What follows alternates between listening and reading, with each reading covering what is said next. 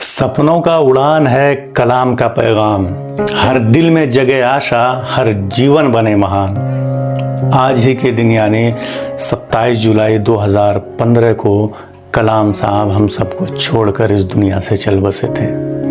आज कलाम साहब की पुण्यतिथि है।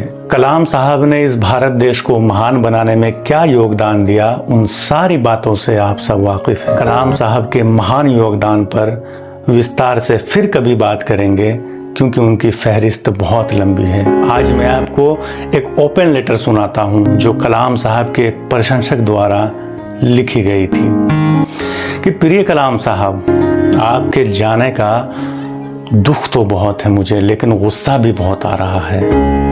आप ये क्या सिखा कर चले गए? आपने जीवन में सिर्फ 2 छुट्टियां ली। आप तो प्रेसिडेंट ऑफ इंडिया थे, आराम कर सकते थे, फिर एक काम की रट क्यों लगाए रहते थे? सबसे पहली बात, आप नेता ही क्यों बने? क्या कोई नेता पढ़ा लिखा होता है? जब आप राष्ट्रपति बने तो आपने ये रूल क्यों नहीं बना दिया कि अब से कोई नेता अंगूठा छाप नेता नहीं बनेगा? जिस दिन नेता संसद में बिन बात के लड़ेंगे उस दिन उनकी सैलरी काटी जाएगी और लेट आने वाले अफसरों की क्लास लगेगी। मुझे आपसे नाराजगी इस बात को लेकर के भी है कि आपने देश को मिसाइल ही क्यों दी? ना ही हमारे पास आधुनिक हथियार होते और ना ही पड़ोसी देश हमसे जलते।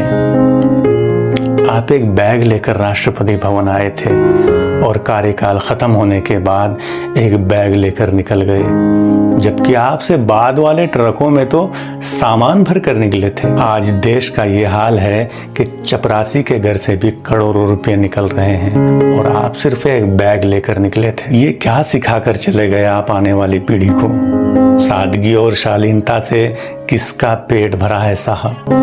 लोगों को आपके जैसा सम्मान नहीं, सिर्फ पैसा चाहिए। एक और बात जो आपकी मुझे बहुत गलत लगती थी, क्यों आपने कभी प्रेसिडेंट जैसा रोब नहीं जमाया?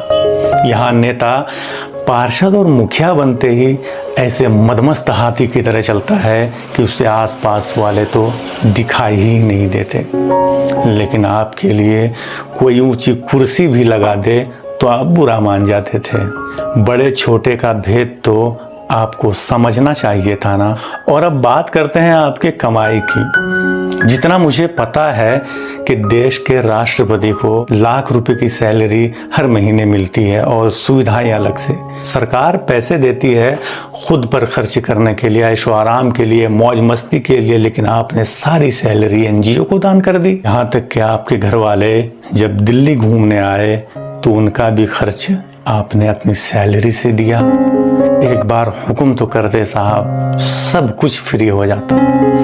आजकल का नौजवान वैसे भी पॉलिटिक्स में नहीं है, आजकल का नौजवान वैसे भी पॉलिटिक्स में नहीं आता, और अगर आप जैसे 2-3 राष्ट्रपति और आ जाए तो नौजवानों का तो नेतागिरी से विश्वास ही उठ जाएगा ना साहब। मैंने ये भी सुना है कि सफलता का श्रेय आप अपनी टीम और अपनी जूनियर को देते थे। अच्छा हुआ आपने प्राइवेट कंपनी में नौकरी नहीं की, नहीं तो जल्दी ही निकाल दिए जाते और सब आप पर हंसते कि जैसे आपने कोई बड़ा गुनाह किया हो। शिकायतों की लिस्ट बहुत लंबी है कलाम साहब, हमें पता है आप लौट कर जरूर आओगे, लेकिन अगली बार प्लीज मेरी शिकायतों की फहरिस्त याद रखना। या तो हमें अच्छाई ना सिखाना, और अगर सिखाओ तो भारत के भाग्य विधाता तुम ही बनना। आप हमेशा जियोगे मेरे दिल में कलाम साहब।